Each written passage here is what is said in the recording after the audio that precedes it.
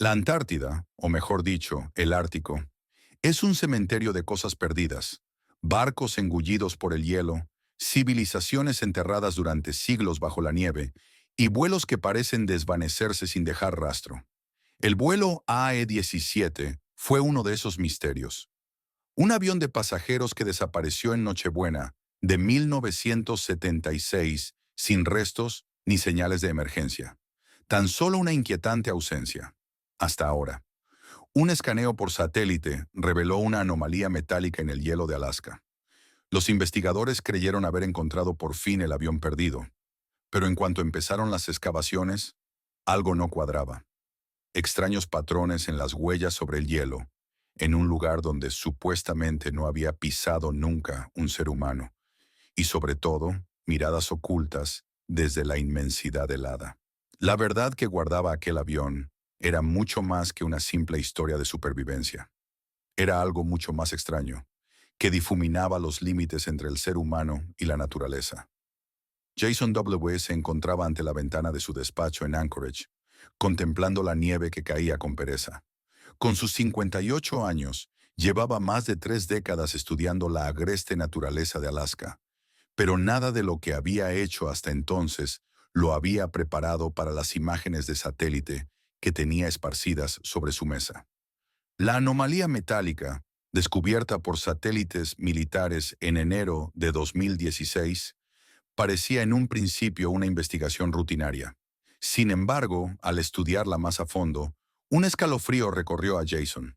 Sarah King, su ayudante científica, apareció en la puerta. Con su habitual carácter calmado, no era frecuente verla tan alterada. Han llegado los resultados de la termografía, dijo. Tienes que verlos. Juntos se inclinaron sobre los nuevos datos. La forma era inconfundible. La silueta característica del estabilizador de cola de un avión, profundamente incrustado en el hielo, con una inclinación exacta de 40 grados. Las manos de Jason temblaron ligeramente al comparar las medidas con las especificaciones de modelos de aeronaves conocidos. «Coincide», susurró Sarah con voz apenas audible. El vuelo AE-17. Cualquier investigador en Alaska conocía esa historia. Un avión de pasajeros que desapareció sin dejar rastro la Nochebuena de 1976, llevándose consigo a 150 personas en la soledad de la naturaleza salvaje. 4 décadas de búsqueda infructuosa lo convirtieron en uno de los enigmas más persistentes de la aviación. Jason alcanzó el teléfono. Habla con Thompson, de la National Science, y localiza a la doctora Ellen Martin, del Servicio de Fauna. Necesitamos su experiencia. Lo que empezó como un análisis de una anomalía, pronto se convirtió en una de las misiones más grandes de la historia de Alaska. La National Science Foundation aceleró la aprobación de la financiación, y la Fuerza Aérea de Estados Unidos ofreció apoyo logístico. Sin embargo, incluso cuando todo se ponía en marcha, Jason no podía sacudirse la sensación de que estaban a punto de descubrir algo mucho más profundo que los restos de un avión.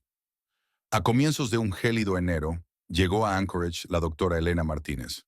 Con 62 años, era una de las mayores especialistas mundiales en el comportamiento de la fauna de Alaska, sobre todo de sus depredadores. Llevaba su pelo plateado recogido en una práctica trenza cuando entró en la sala de reuniones, repleta de expertos.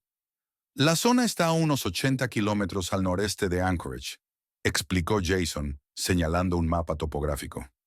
Temperaturas medias de menos 42 grados Celsius y vientos que pueden alcanzar los 18 metros por segundo.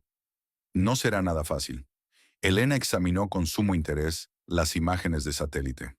La topología de los campos de hielo es extraña, dijo pasando el dedo por una serie de líneas irregulares. Estos trazos no siguen la dinámica normal de los glaciares. ¿Qué opinas?, preguntó Jason. No estoy segura aún, respondió Elena pensativa. Pero por mi experiencia, cuando la naturaleza se sale de lo esperado, siempre hay un motivo. Durante una semana, el equipo se preparó para la expedición. Reunieron 88 toneladas de equipamiento especializado, unidades de perforación térmica, georradar, laboratorios móviles y provisiones suficientes para abastecer a un grupo de 30 personas durante 2 meses. Entre los miembros del equipo se encontraba Tom Harrison, piloto con 25 años de experiencia en misiones de búsqueda y rescate. Recuerdo cuando se estrelló el AE-17. Contó durante una de las sesiones de planificación. Era un niño, pero mi padre formó parte del equipo de búsqueda. Nunca superó el hecho de que no los encontraran. A principios de febrero, el convoy se puso en marcha. Un desfile de vehículos pesados avanzó a paso lento por la helada planicie. Elena y Jason iban en el vehículo guía. Los ojos de ella no dejaban de escrutar el horizonte. Algo le decía que sucedía algo especial. De pronto levantó la mano. ¡Para!, exclamó. Jason hizo la señal para que se detuvieran. ¿Qué pasa? Elena señaló un punto que a primera vista no parecía más que un simple montículo de nieve. Fíjate en la estructura de la superficie.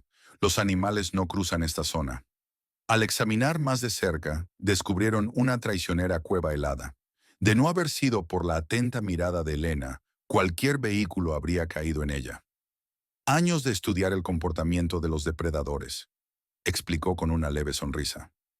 Dejan pistas cuando sabes cómo leerlas. Nadie en el equipo imaginaba que estaban a punto de resolver un enigma de décadas, y que alguien, en aquella inmensidad, seguía todos sus pasos, entendiendo esa tierra helada mejor que ellos mismos. En 18 horas, el campamento base quedó montado. Tiendas reforzadas y estructuras portátiles para resistir las condiciones árticas más feroces. La zona donde se hallaba el supuesto fuselaje estaba a menos de 1 kilómetro, y sobresalía la cola del avión, como un testigo mudo de lo que ocurrió. Al acercarse por primera vez al lugar del impacto, descubrieron algo inesperado. Una lince roja acompañada de 2 cachorros casi adultos, inmóviles en el límite de su campo de visión. «Observad el tamaño de sus arpas», murmuró Elena tras los prismáticos. «Es extraordinario». Los animales se mantenían a distancia del campamento, sin huir. Más sorprendente todavía era su forma de moverse en torno a los restos del avión. La hembra caminaba con cautela por ciertas zonas, y sus cachorros la seguían con absoluta exactitud. «Evitan las áreas más frágiles del hielo», comentó Elena. «Pero eso va más allá del puro instinto. Es como si hubieran aprendido este conocimiento de antemano». La operación de recuperación empezó con un cuidado casi quirúrgico. Empleaban calor de forma muy controlada para no desestabilizar la estructura del hielo, y cada movimiento y cada herramienta se utilizaba con precisión. Sin embargo, cuanto más se sacaba a la luz, más extraña resultaba la imagen. El interior del avión estaba inquietantemente bien conservado. Parecía que el tiempo se hubiera congelado. Revistas abiertas en los asientos, un carrito de comida en el pasillo con su contenido intacto, tazas de café solidificadas sobre las bandejas. Pero fueron los objetos personales los que más conmovieron a todos. La muñeca de una niña con trenzas de hilo, una cartera con fotos de una familia sonriente, cartas acumuladas sin llegar a enviarse. Cada objeto hablaba de un destino interrumpido. En la cabina de mando encontraron el cuaderno de bitácora del capitán, donde describía múltiples fallos de motor e inoperatividad de los instrumentos. Más revelador fue un cuaderno pequeño, guardado en uno de los compartimentos de la tripulación. Era de una azafata y contenía apuntes sobre lo ocurrido tras el impacto. Diciembre de 1976, madrugada, si es que se puede llamar así a esta escasa luz. 22 supervivientes. La primera noche fue la auténtica asesina. El frío nos golpeó con más fuerza que el accidente. El capitán Matthews reparte provisiones. Shuley se esfuerza por mantener la moral. ¿Cómo consolar a quienes lo han perdido todo en Nochebuena? Diciembre de 1976. La radio no responde, ni rastro de rescate. El capitán Matthews dice que estamos a, mínimo, 100 millas de la última posición conocida. La tormenta fue algo que jamás vio antes. Quizá alteró nuestros instrumentos. Afuera se escuchan animales, pero no parecen lobos. Son otra cosa. Diciembre de 1976. Quedamos 19. El frío es insoportable. Hoy Julie ha visto algo. Huellas en la nieve cerca del avión. Pero parece que ahuyentan a otros depredadores. El capitán Matthews cree que hemos caído en un territorio de grandes felinos. Y eso, de alguna manera, nos da cierta paz. Enero de 1977. Solamente 12. Sin provisiones. Julie no despertó esta mañana. pero encontramos una pequeña presa fresca cerca de los restos, como si alguien nos la hubiera dejado. El capitán Matthews dice que eso es imposible, pero nosotros ya no creemos en lo imposible. Las últimas páginas estaban sin fechar, pero repetían un mismo mensaje. Ahora formo parte de esto, pero no estoy solo. Están aquí. Veo sus ojos en la oscuridad. No son hostiles, nos observan, nos esperan. Ahora comprendo por qué se quedaron. Son los guardianes de este lugar. Saben lo que es sobrevivir.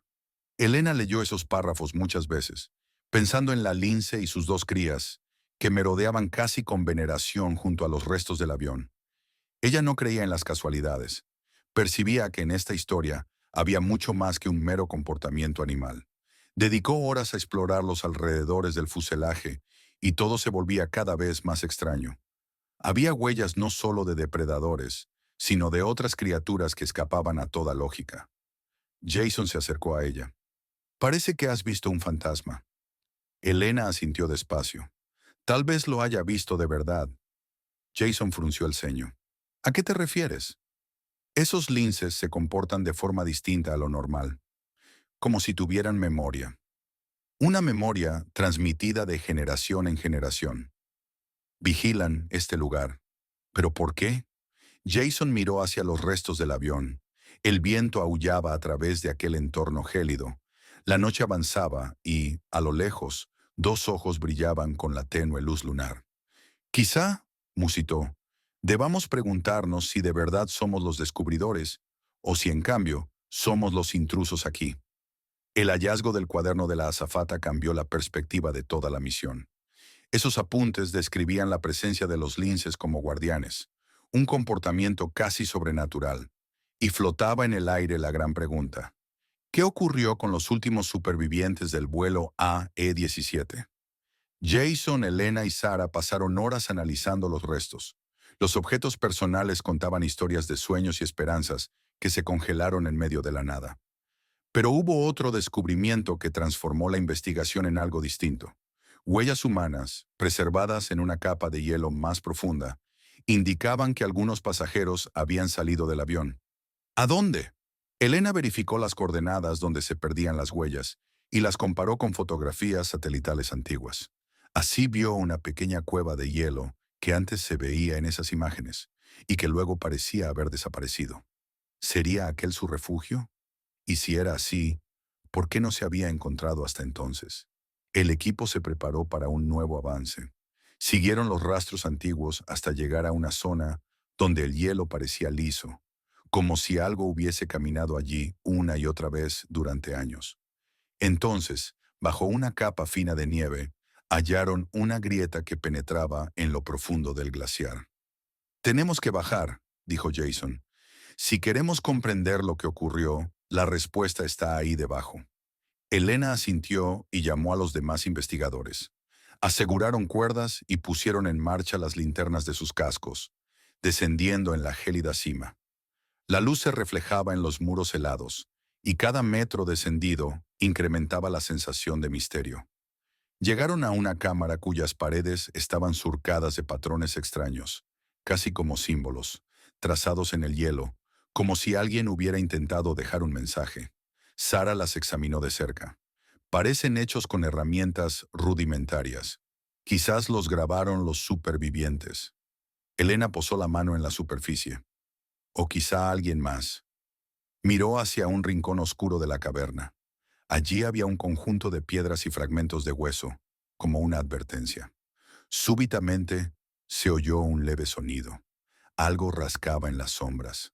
Todos aguantaron la respiración y dirigieron la luz de sus linternas a un estrecho pasadizo que continuaba más adentro. Y entonces los vieron. Al final del corredor brillaban dos ojos amarillentos.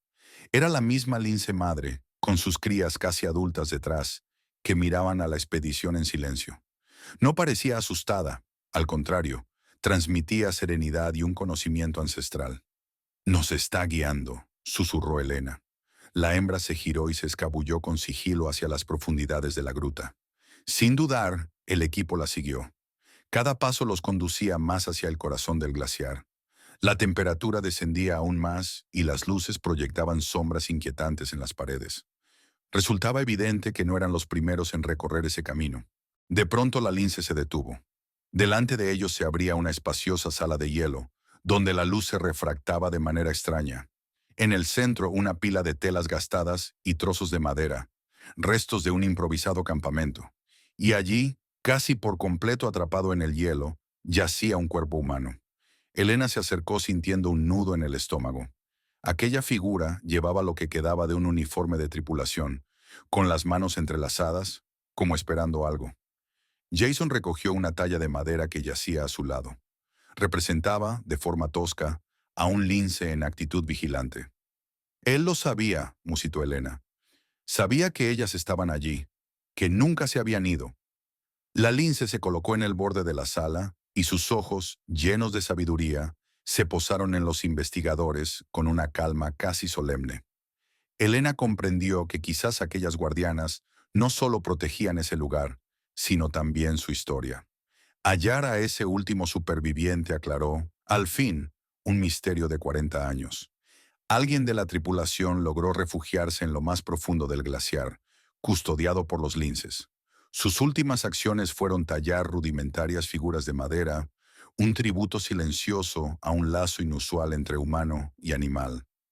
Elena, Jason y Sarah contemplaron en silencio el lugar, sintiendo que no solo era una tragedia, sino también una historia de compasión y salvaguarda.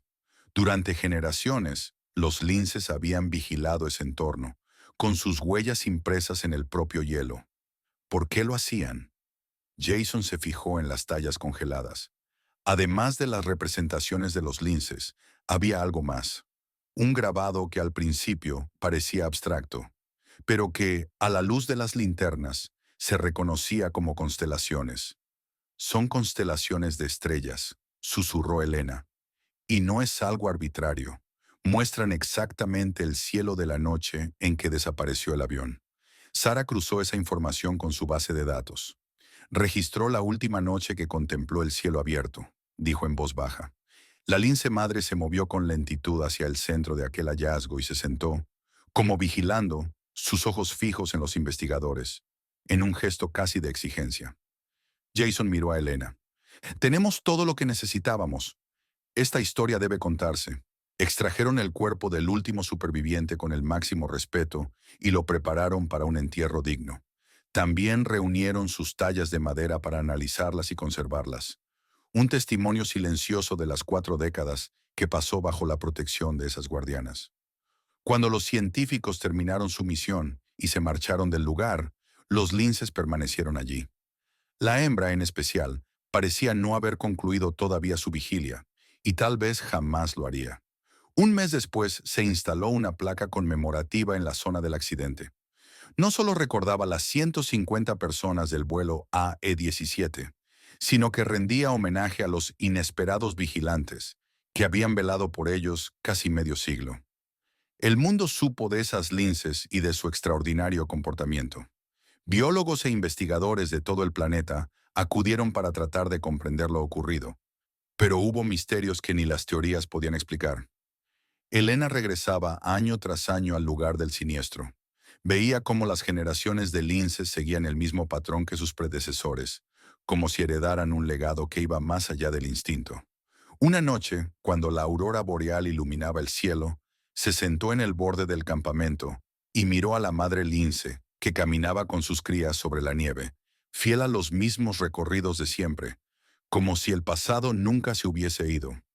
Hay cosas que quizá jamás comprenderemos del todo, dijo Jason, sentándose a su lado. Pero esto, desde luego, es algo especial. Elena asintió. Nos recuerda que no estamos solos y que la compasión no entiende de fronteras. Recordaba sus investigaciones, los numerosos artículos publicados, y aún así ninguna explicación científica lograba abarcar la verdad profunda de esa experiencia. 5 años más tarde, volvió una vez más a la zona del accidente, no como investigadora, sino como testigo de la historia que seguía viva. Las linces seguían allí. La madre estaba ya anciana, con el hocico plateado, pero todavía guiaba a sus crías por las tierras heladas. Elena, desde su pequeña estación, apuntó sus últimas observaciones y miró la foto de un lince colgada en la pared. Existen leyendas que se escriben en el hielo y la nieve, susurró, y viven en quienes están dispuestos a escuchar. Cerró su cuaderno y salió al exterior. El viento era gélido, pero ella sentía el calor de la historia que había presenciado. Jason la aguardaba en el límite del campamento, listo para partir. Elena se giró hacia el horizonte, por donde las linces iban desapareciendo en la distancia. Sí, dijo con una leve sonrisa, pero una parte de mí se quedará aquí para siempre. Las linces se desvanecieron en la oscuridad, pero su historia viviría eternamente.